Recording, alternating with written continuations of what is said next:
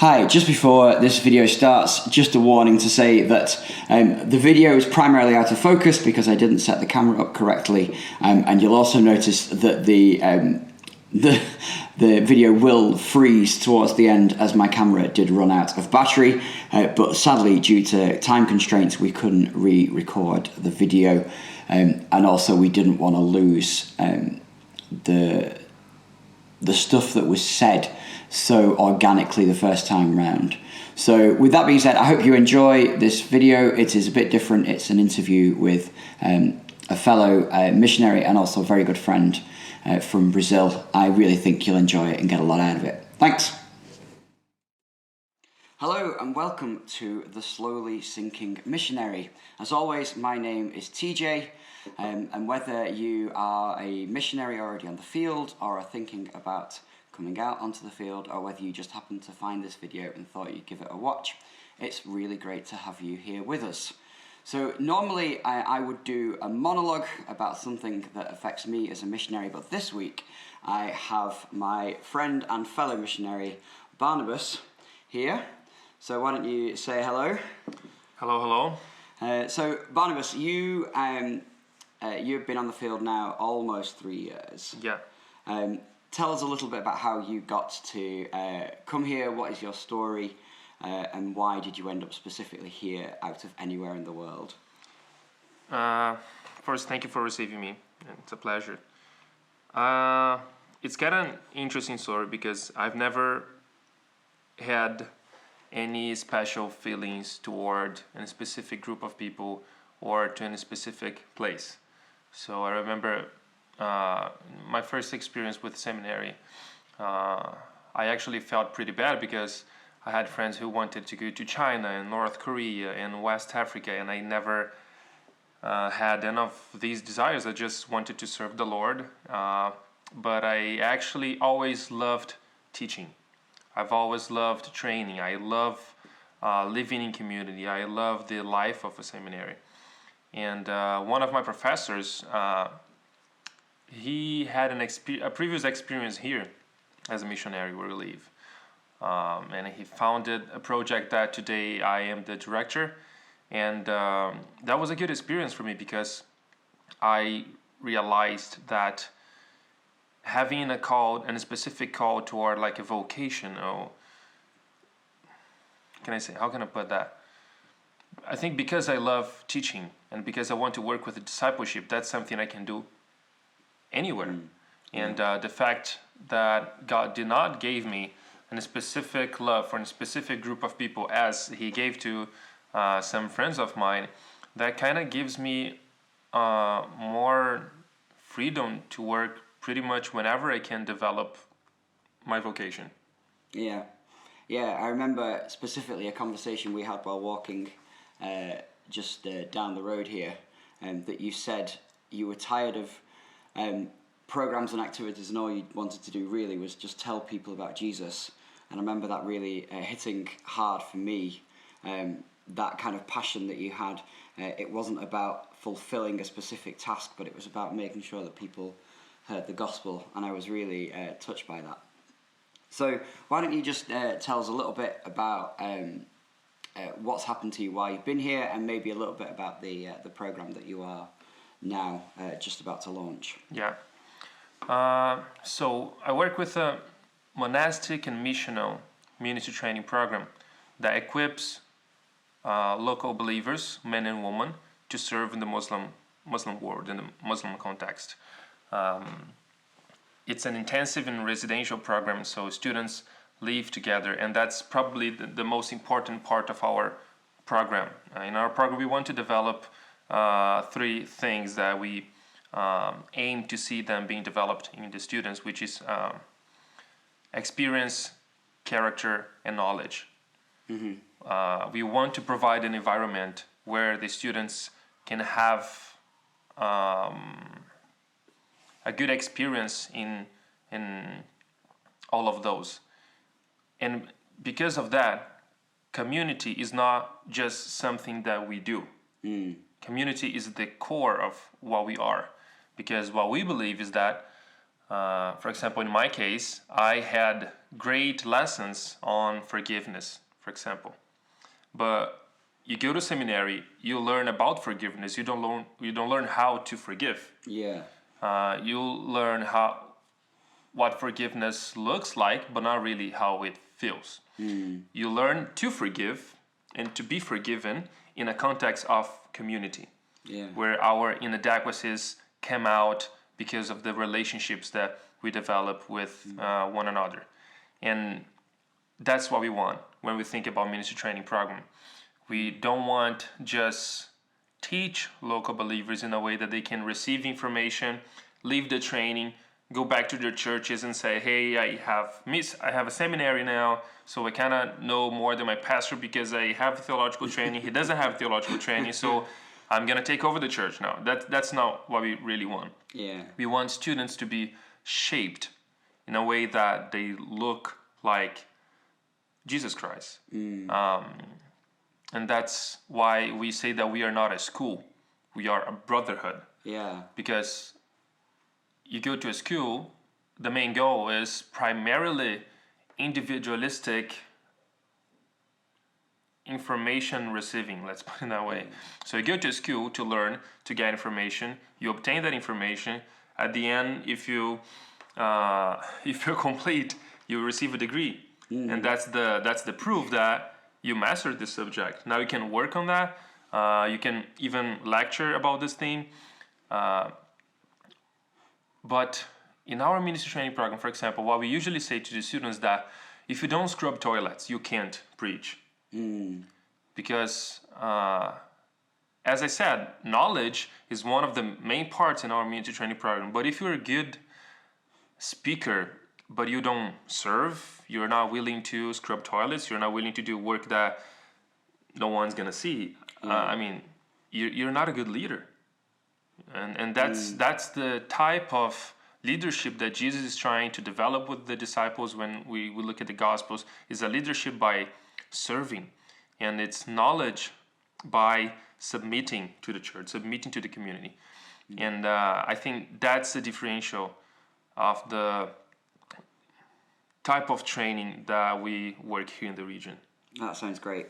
And it's fair to say that I think you are always looking for both students to come and live in your community and also volunteers to come from abroad. So I guess if any of this does sound like something you would really want to explore, why don't you just drop us a line here on the channel, and I can pass your information on. Exactly, that would be great. Yeah, every day's a recruiting day. And one of the other things I really wanted to touch on is when, like you have been for the last couple of years, not just you didn't just finish seminary when before you came, but you've actually continued to learn and to study distance learning. How has that been? Because for me, I haven't done that, and I realised for myself I don't think I would have had the discipline to both learn language, to get ingrained in the community, and also to put enough hours into study. So why don't you just talk us through what it's been like to be a distance student? Well, to be very honest, I also do not have the discipline to do that. I think it's just like God's mercy and grace and surrounding me with people that I can believe and really trust, and having the support that I need to kind of do this amount of things at the same time. Specifically, I think with studying theology, it's important that we keep doing that, not in a formal way as I'm doing now, like attending in a seminary and having deadlines to submit my papers and stuff like that. But I think it's important for the formation of the missionary that we never stop studying, because for example, that's one of the things that we have in the program. So when the students come to the program in the first month, they have to submit to 5 vows. Yeah. And they submit that to the community and before the students and the professors. And they are prayer, ministry, study, community, and faithfulness. And those are vows you're going to take not for me, not for the other professors, not just with each other, but with Christian life in general. We all have to commit to a life of prayer, a life of ministry, a life of community, a life of faithfulness, and also a life of study. And that's not just in theology. I mean, we come here, there are languages to learn. There is a culture that you need to adapt to. And I think, especially with theology, what it does first is that it brings us closer to God. It makes us to know better the God that we serve. Yeah. But also it humbles us. Yeah. In a way that any new book that I read, any paper that I have to submit is like, man, I seriously know nothing about Christianity. I mean, there are 2,000 of theology to be read. Yeah. And I'll never be nearby to finish all of them. So there's so much to learn. And I think doing that, not just with a motivation of, I know more than everybody. Yeah. But doing that with a motivation of that's a helpful tool. Yeah. Not just for my ministry, but for my spiritual growth. And because it really humbles us. Yeah. I mean, I think having humility through studying, it's something that has been very strong to me. Yeah.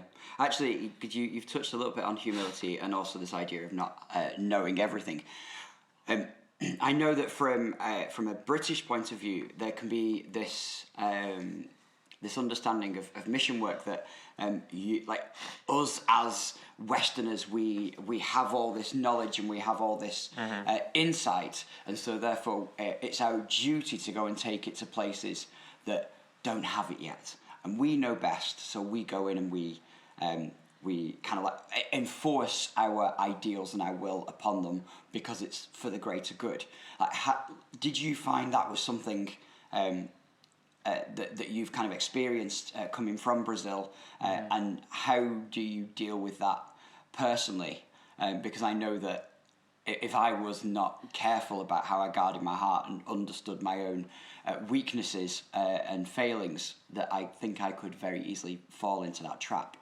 So how was that for you? That's a great question.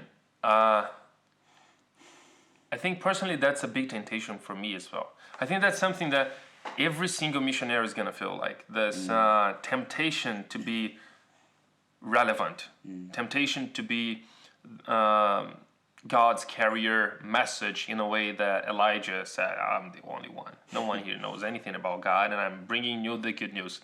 In a way, yeah, but in the other hand, not really. And I think that's the beauty of Christianity. For example, Christianity doesn't teach the name of God. Wherever we go, Christianity learns the name of God. So the Muslims in Brazil, they don't call God Deus, they call God Allah. In the Middle East, they call God Allah. In Europe, they call God Allah. Central Asia, West Africa, South Asia, they call God Allah, but Christianity learns. In Spanish, it's Dios. In Portuguese, it's Deus. In English, it's God. In Russian, it's Bog. In Turkish, it's Tanrı. And that's, I think, primarily something that already tells us something about the kind of ministry that we would develop, in a way that God has revealed himself to humanity, not just to us, in a way that, yes, we come because God commanded us to come and teach the church how to obey his commandments, but also in a way that we should be humble in understanding and receiving information from culture, and also from the revelation that God has given to people already before missionaries came. There's a great book from Don Richardson that it's a must reading for any missionary or any candidate to missions in the world, called Eternity in Their Heart. That he specifically talks about that. Experiences with indigenous tribes that received missionaries, and that when the missionary got in the tribe, they kind of had a sort of proto-evangelio. They knew about a God who created the world in 7 days, and the woman ate a fruit and sinned, and now their far from God. They can't really reconnect to God, and they cannot be in peace with this God anymore. And this God promised way of redemption for them in the future. And now this tribe is just waiting for the message. Yeah. And that happened in thousands of places. And I think it's a lot of, it's a lot of preconception from us to think that we are going to get in the country and they have zero knowledge, zero information, zero perception about God, and we are going to be the ones who just come and teach and they obey. Yeah. I think that's why the Roman Catholic missions did not work in Brazil and in any place in Latin America, because it was pretty much this conception. That's what you're going to do. That's the guy you're going to worship. That's how you're going to dress up. That doesn't work. Yeah. That doesn't work. And it feels almost more important, this idea of learning and humility, and this idea of saying, like, we have this beautiful message. We have this incredible news of Christ, and all we want to do is just kind of like unpack it and point to it. And especially coming from the UK and being part of the turmoil of Brexit, and this idea of like it's a binary issue. It's either you have made your mind up and it's this, or you have made your mind up and it's this. Or like look at how the States is right now, and it's like you've got two very opposing places, and it feels like there's no part in the middle for people to be humble and to have a real honest sharing of community and understanding, and an ability to kind of say, this is something that I want to show you. I'm not trying to knock you over the head with it. Because I think a lot of people can see that as there's Missionary's mission is actually to take this and kind of bash people over the head until they believe it. And I always come back to a quote from one of the guys who was involved in training me when I was working for a church. And he said, we're not here to bash other people's belief and bash other people's precious things, because when we do that, they hold them even closer. But what we're here is to show them Jesus and let them let go of their precious things so that they can grab hold of Christ. Exactly. So, like to get away from this whole binary, I'm right, you're wrong, but like it's like we're all mostly wrong, but also all wholly loved by a God who came to earth as a man for us. So I think the thing that I've been really impacted by as I've got to know you over the last few years has been your this humility that says I've not learnt everything and there is so much more to learn. And we were talking before about your the program, and while we were having dinner the other day, you just said some days I think I probably should be a student and not the director. And so I get this understanding that actually for you, there's no end to our learning, and like the need to be teachable and malleable, moldable, and formable is so important to not just to missionaries but to Christians wanting to walk a godly life. Do you want to that's a big chunky statement I've just made, but do you want to kind of explore that a little bit with us? Yeah, I think what awakes this feeling of not being ready, but also like undeserving to do the ministry that we do, and to not deserve to serve the people that we serve, and not to be valued in this way. That like this is just too holy for me. In my experience, I think being in community is what gives. I wouldn't call this humbleness, because sometimes it's a stone in your shoe. I mean, something that holds you back to do what God has called you to do. Because, for example, in our case, we are aiming to see spiritual transformation in the hearts of our students. We teach theology, we teach homiletics, because we want them to be great preachers. Yeah.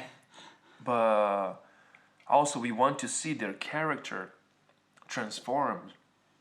But sometimes the thoughts that I have in my mind, if I could write them on a wall in a way that you could read, I would never come back to your house anymore. Yes. And I think having to face with this dilemmas inside ourselves, and then looking to a holy work that God has to be done through our hands. Yeah. That's a big conflict. But again, I think that's also a secret. What Paul says about weakness in ministry and weakness in serving God. A temptation that I had, actually, a temptation that I still have in my life is that, okay, so if the secret is to be weak in order to be fruitful, I'm gonna be weak just to be fruitful. Yeah. And then being weak becomes a manner of achieving fruitfulness, and that's demonic. Yeah. That's demonic. You're not achieving fruitfulness by depending on the Lord and trusting His grace to forgive and redeem and transform.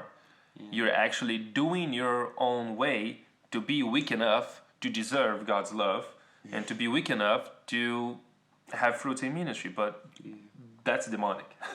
I think what God really wants is to show our weakness in a way that we are not willing to be weak just for the sake of being fruitful, but in a way that we are accepting weakness so that God can be glorified in that. Yeah. I really like that, because I think there's so much. We're kind of people that we base our lives on success, like wherever we are. And it's this, once again, it's this success or failure kind of thing. And if we can succeed in failing almost, it becomes a check mark. And once again, we kind of, we go through that thing of Paul, and kind of we add all these things up, and then at some point we've got to say, well, we've got to count all that as loss for knowing who Christ is, and knowing his work on the cross. We so try so hard to put ourselves on the cross with him, because we feel like we need to have a part in it, but actually to understand that weakness is because we can't do it, and we start from that base, and so it's a good thing to come back to daily.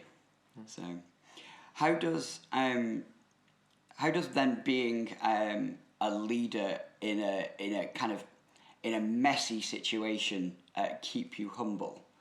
Because I know, like for myself, if I find myself in a situation where I'm completely in control and everything works well, I leave that situation going, oh well, I did very well. But if it's a situation where I walk in and go, I really feel out of my depth, I feel not in control of this situation, but it's a success, I can then kind of go, this is not me, this is definitely God at work here. So I think that's something we need to be aware of first, so that we can transform that into a discipline. Because they're not parallel things that leaders are humbles. At least in my experience, if you can put it that way, let's say like half the leaders that I had, they were not really good examples. Not talking about the people, it's not the person itself, but sometimes the type of leadership that some of them, I hope they're not listening to that, but some of the leaders that I had, their type of leadership harmed me and harmed the environment in my seminary. And I think because of that, because it's not a parallel thing, because the ultimate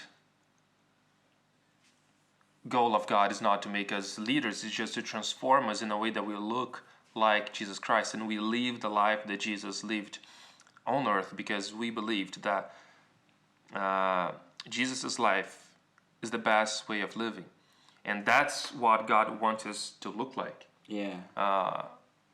People that look like Jesus. Not people who are leaders and who have influence and who are relevant. And I think first, like, distinguishing these two things is very important. I think once God gives authority to a person or influence, whatever that means, that does not mean that you're closer to him, that you are more of a biblical man or a biblical woman. I think humbleness has to be a discipline that comes through serving leadership. If you develop leadership in a way that you are serving your team, that you're serving people surround you, I don't have authority to have people to do what I want them to do. I don't have people under me to do stuff for me and to serve me. But if I really, as Jesus said, if I consider myself at the least important, if I consider people more honored than me, I can be a leader in a way that I will offer a platform where they can be served by me. And I think I'm too young to say that's the secret. I am not in position to say anything like that. But in my experience, I think submitting to the people that I serve has been a good experience to remain humble, even when most of times I'm not. Most sometimes it's, team leader, programs director. That's a lot of power. Yeah, so it's a big title. Yeah. That's a reminder for me to listen in the next 10 years, this podcast. Yes, I wonder what we'll think about this when we listen back to it in several years' time. Yeah. But I think also you have been helped by having a really thoughtful, genuine, godly director, whose name we won't say for obvious reasons, but who worked in a different country, but yet has, I think, walked very effectively along with you. I think it's fair to say. And when you had to make some fairly serious decisions about where you were going to live and like the program you were going to set up, it feels like you had a really good role model in him. I think that's fair to say. God shapes us and touches us through people. Jesus is a person. And it's a goal to look like him. And Paul gave us a hint that a way that you can imitate God is by imitating people that imitates God. If I can talk about like influences, I've been very shaped in the way that I understand God and the way that I approach ministry, theology, leadership, intercultural learning, if we can say that. I've been very influenced by people like that, like by this mentor of me that has a lot of experience in the field and is also a very thoughtful person, and also by people that I've been in contact with, because one thing that the missionary world does is to connect you to people like that. And in a way that back in Brazil I would never have the contact with these type of people, and it's just a thing. Once you get in, you're kind of like you're part of a selected community, if we can say that. And that's God's love and God's grace and God's kiss to me. I think to be careful in a way of putting people around me, not just to take care of, but really to mentor, to give time to, and also for friendship. For example, this person you're talking about, I think I developed passions that I didn't have before just by being in contact with that person. For example, cooking. Yeah. I love cooking. And pretty much because of having contact in friendship with that person. And I remember once I was in the country where he lives, and it was a very hard time for me emotionally. I was in the deepest valley of my cultural shock. You remember that? Yeah. It was when I moved for a little more than a month to that place, and I was just broken emotionally. I didn't know if I was gonna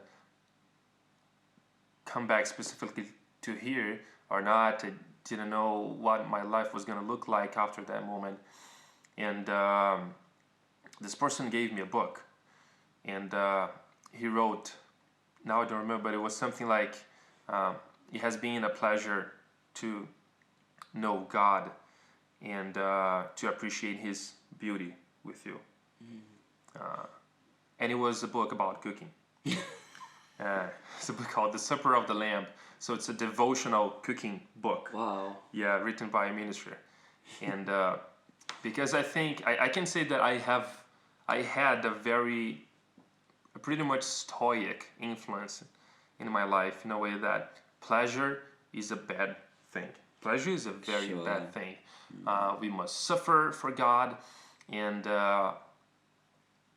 I can say that maybe 70-80% of the theology that I consumed early in my theological studies, and when I was starting to see God, it was a very stoic type of Christianism.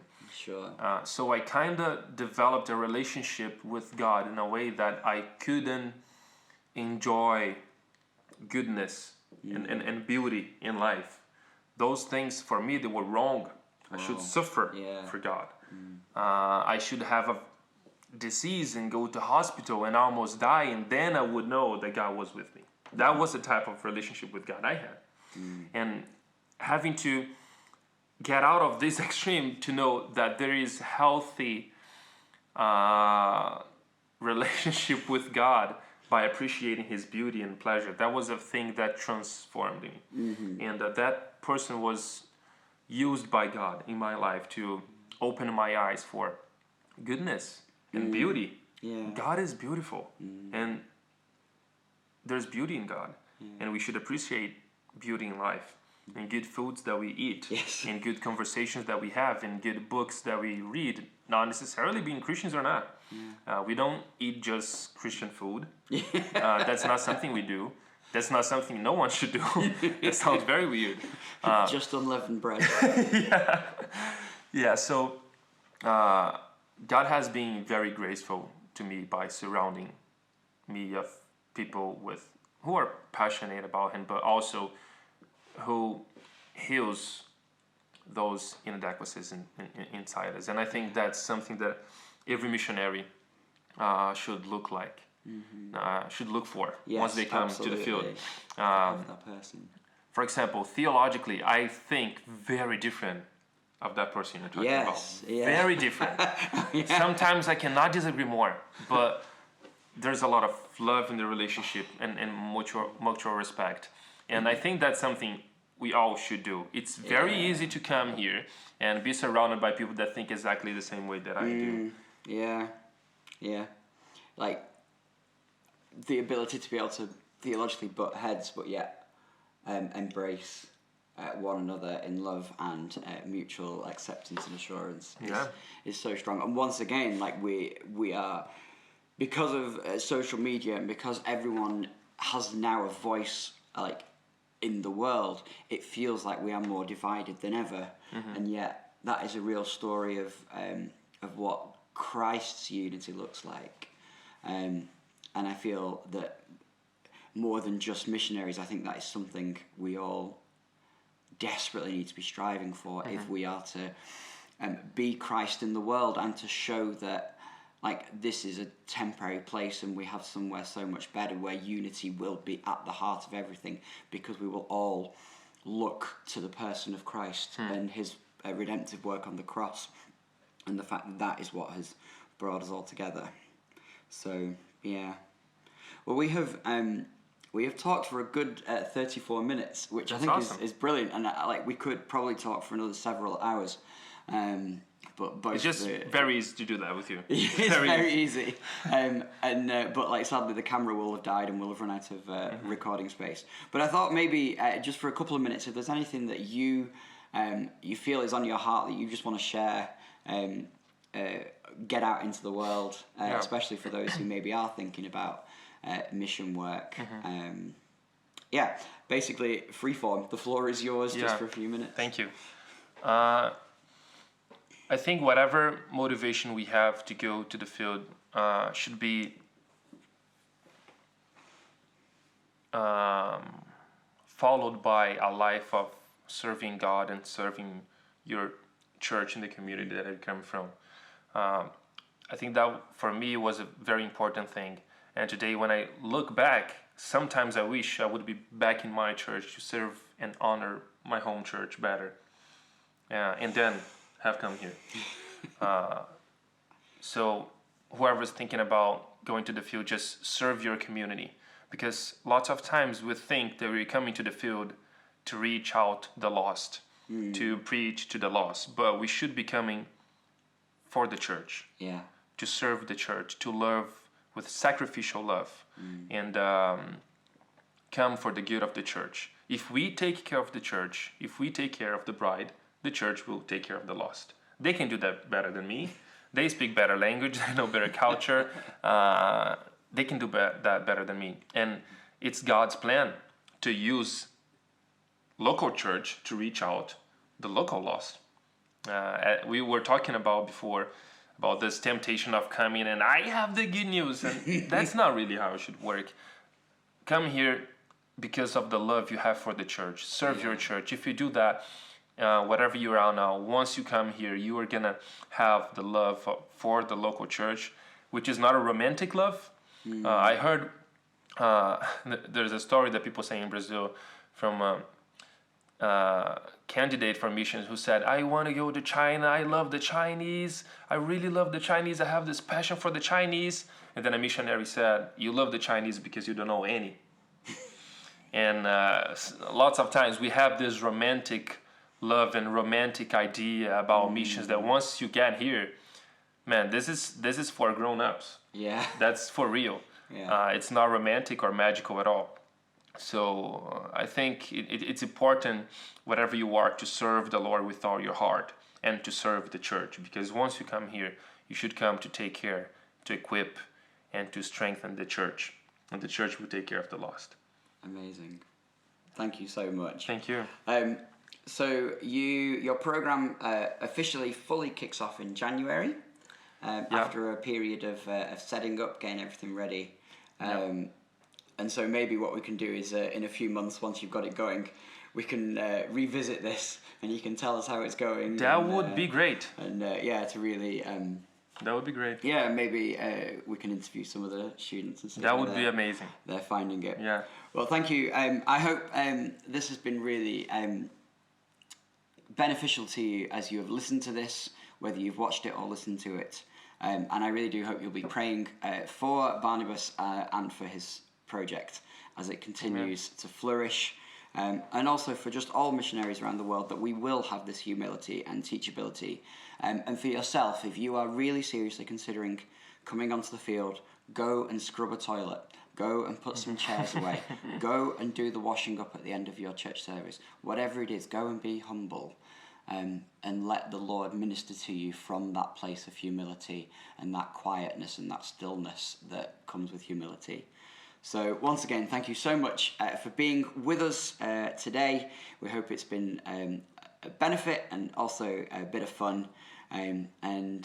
Please do like and subscribe and all that good stuff. Do leave any comments you have below. And we will see you again in the next one. Thank you very much. Thank you. Bye.